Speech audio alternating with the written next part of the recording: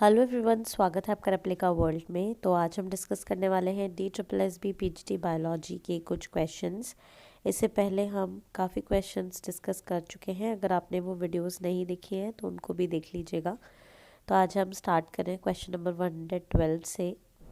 According to Chargaff's rule, A plus T is equals to G plus C, A plus G is equals to T plus C, A plus C is equals to T plus G, A plus G is equals to C plus U।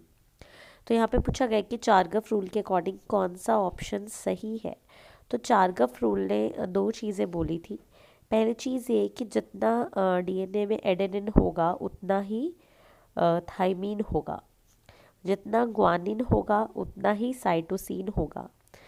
और इसके अलावा ये भी चीज़ बोली थी कि total purine जितना होगा पूरे DNA में वो टोटल पिरामिडिन के इक्वल होगा। तो उसके अकॉर्डिंग ऑप्शन बी करेक्ट है, क्योंकि A प्लस जी यानी कि total purine is equals to T plus C which is total pyrimidine. So answer is B. Next question is enzyme which exist in more than one form. ऐसा enzyme जो कि एक से ज़्यादा form में exist करता है उसको क्या बोला जाता है? कोएंजाइम, हाइड्रोलेसिस, आइसोजाइम्स या ट्रांसफरेज। तो इसका आंसर है आइसोजाइम। कोएंजाइम वो मॉलिक्यूल होता है जो कि एंजाइम्स के साथ मिलकर काम करता है, तो कोएंजाइम नहीं होगा। हाइड्रोलेसिस और ट्रांसफरेसेस एक टाइप के एंजाइम ही है। इसका आंसर है सी, आइसोजाइम्स।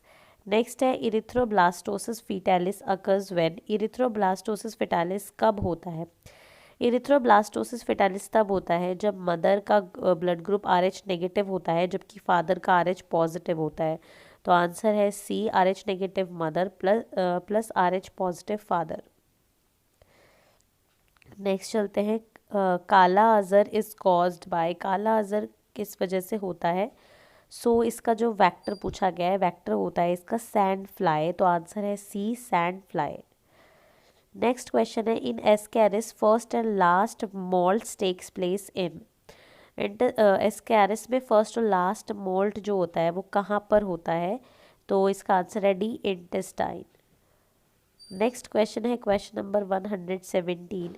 Smallest size of the cell which can be seen with naked eye. सबसे छोटा सेल जो कि नेकेड आई से देखा जा सकता है उसका साइज क्या होगा? आंसर है 100 माइक्रोन, यानी कि बी आंसर है 100 micron. The gills of mushroom, mushroom के जो गिल्स होते हैं वो किस चीज़ में हेल्प करते हैं? तो यहाँ पे चार ऑप्शन है, helps in respiration, bear spores which helps in reproduction, help in nutrition या हेल्प इन एनहेंसिंग बायोएनसी। तो इसका आंसर है help, bears spores which help in reproduction. तो मशरूम के जो गिल्स होते हैं वो रिप्रोडक्शन में हेल्प करते हैं because they bear spores. Next है, blood calcium level can be increased by administration of. Blood के कैल्शियम लेवल को हम कैसे इंक्रीज कर सकते हैं? तो ग्लूकोजन जो है वो तो इसका आंसर नहीं है। ठीक है, पैराथ हार्मोन, थायरॉक्सिन, कैल्सिटोनिन, इनमें से कौन सा होगा? थायरॉक्सिन हार्मोन मेटाबॉलिज्म में हेल्प करता है। ग्लूकागन जो है वो ब्लड शुगर लेवल से रिलेटेड होता है। Calcitonin blood glucose level blood calcium level को कम करता है, इसलिए पैराथ हार्मोन इसका आंसर है, यानी बी आंसर है। क्योंकि पैराथायराइड का जो ये हार्मोन होता है ये ही क्या करता है, ब्लड में कैल्शियम लेवल को बढ़ाता है, इसलिए आंसर बी होगा। Bone marrow is absent in. इनमें से किस में बोन मैरो एब्सेंट होती है? तो बर्ड्स में बोन मैरो एब्सेंट होती है, इसलिए इसका आंसर है D, birds. The coconut and mango fruits are. Coconut और मैंगो किस टाइप के फ्रूट्स है? एरीज, ड्रूप्स, हेस्पेरिडियम या ओम्स। तो इसका आंसर है ड्रूप्स, दोनों ही ड्रूप्स टाइप के फ्रूट हैं। नेक्स्ट आता है question number 122। Which of the following is not a saturated fatty acid. इनमें से कौन सा एक सैचुरेटेड फैटी एसिड नहीं है? Montanic acid, palmitic acid, oleic acid या टियरिक एसिड। तो इसका आंसर है C, oleic acid, because it is a unsaturated fatty acid. So C is the answer, oleic acid.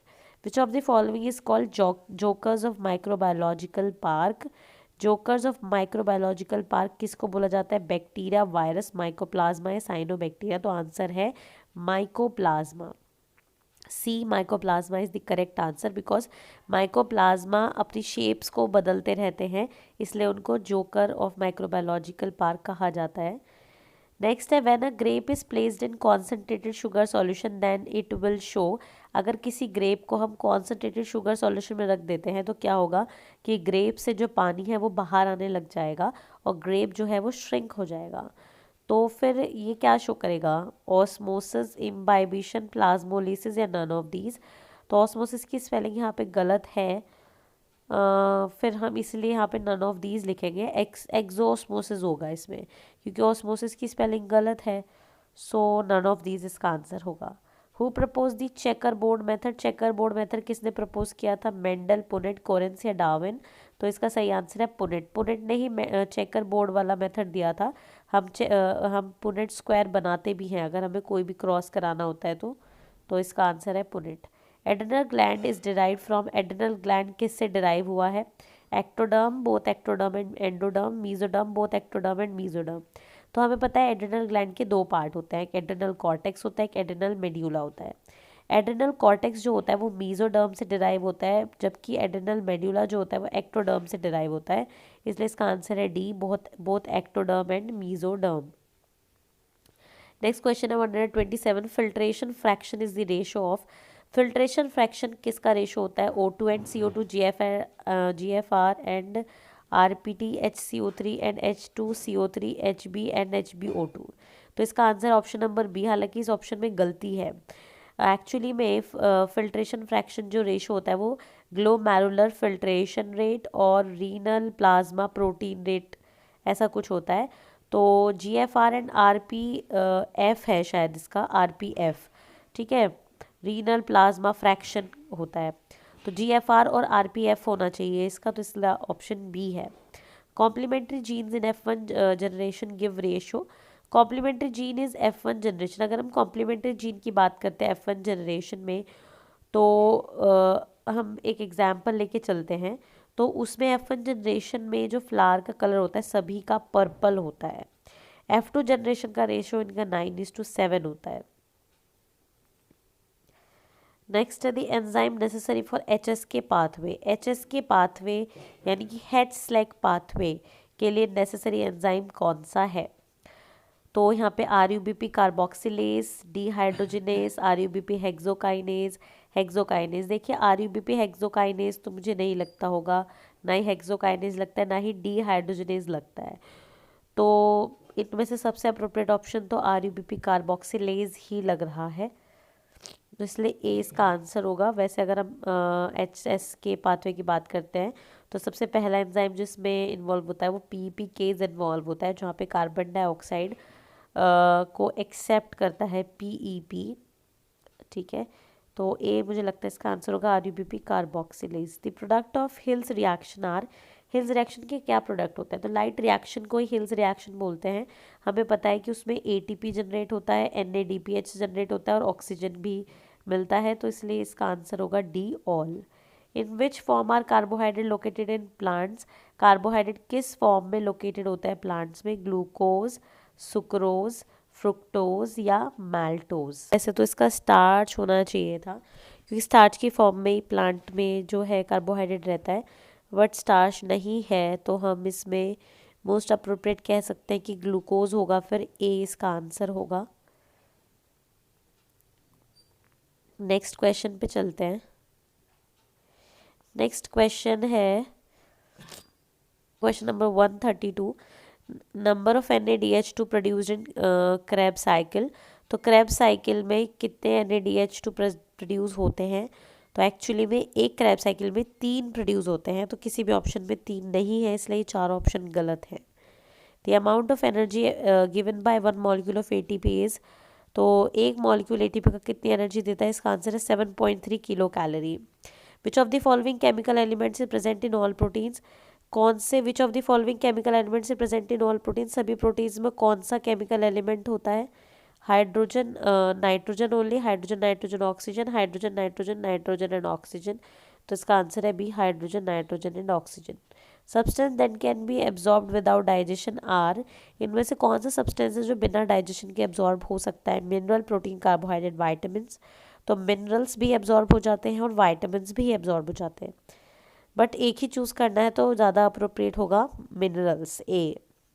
A carbohydrate that can not be digested by human is, ऐसा कौन सा carbohydrate है जिसको human digest नहीं कर सकता? Glucose, cellulose, starch and sucrose. तो इसका आंसर है बी, सेलुलोज, क्योंकि एनिमल्स में, ह्यूमंस में सेलुलेज एंजाइम एब्सेंट होता है, इसलिए हम सेलुलोज को डाइजेस्ट नहीं कर सकते। बी आंसर है इसका, cellulose. The percentage of alveolar air exchange which each with each breath is, each breath में alveolar कितनी air exchange होती है? तो इसका आंसर है A, 5%। Haemoglobin is found dissolve in the plasma of, haemoglobin इनमें से किसके प्लाज्मा में मिलता है? तो एनिलिड्स में जो हीमोग्लोबिन है वो प्लाज्मा में मिलता है, जिसका एक एग्जाम्पल है अर्थवॉर्म, इसलिए डी आंसर है इसका, earthworm. The process of tubular reabsorption from the nephron में, ट्यूबुलर रीअब्जॉर्प्शन जो होता है नेफ्रॉन में वो कैसा होता है? पैसिव होता है, एक्टिव होता है, कैरियर मॉलिक्यूल्स इन्वॉल्व करता है, या बोथ ए एंड सी? तो देखिए ट्यूबुलर रीअब्जॉर्प्शन जो है वो पैसिव भी होता है कुछ चीज़ों के लिए, कुछ के लिए एक्टिव भी होता है, और पैसिव का ही पार्ट होती है कैरियर प्रोटीन्स। तो तीनों ही चीज़ें ठीक है, तो वैसे तो इसका answer all of the above होना चाहिए था, या फिर बोथ ए एंड बी होना चाहिए था, जो कि इनमें इसमें नहीं है। नेक्स्ट है cutaneous receptive fields are smallest in, cutaneous receptive fields किस में स्मॉलेस्ट होती हैं? फिंगर टिप्स, थाइज, बैक या आर्म्स? तो क्यूटेनियस रिसेप्टिव फील्ड्स वो एरिया होता है न्यूरॉन का जो कि स्टिमुलस को लेके सेंसिटिव होता है, जिसकी वजह से स्टिमुलस के तरफ या स्टिमुलस के अगेंस्ट रिस्पॉन्स आता है। तो जो जगह जिस जगह पर रिसेप्टिव फील्ड जितनी ज़्यादा छोटी होगी उतना ज़्यादा रिसेप्टिव होगा वो एरिया, या कहीं उतना ज़्यादा वो अच्छी तरीके से रिस्पॉन्स करेगा स्टिमुलस को लेकर। तो सबसे ज़्यादा स्मॉलेस्ट जो रिसेप्टिव फील्ड होती है वो फिंगर टिप्स में होती है, तो इसलिए आंसर ए होगा इसका। The storage form of thyroid hormone is, thyroid hormone की स्टोरेज फॉर्म कौन सी होती है? तो इसका आंसर है थायरोग्लोबुलिन, थायरोग्लोबुलिन इसकी स्टोरेज फॉर्म होती है। तो इस तरीके से आज हमने डिस्कस किए कुछ क्वेश्चंस, तो आज के लिए सिर्फ इतना ही।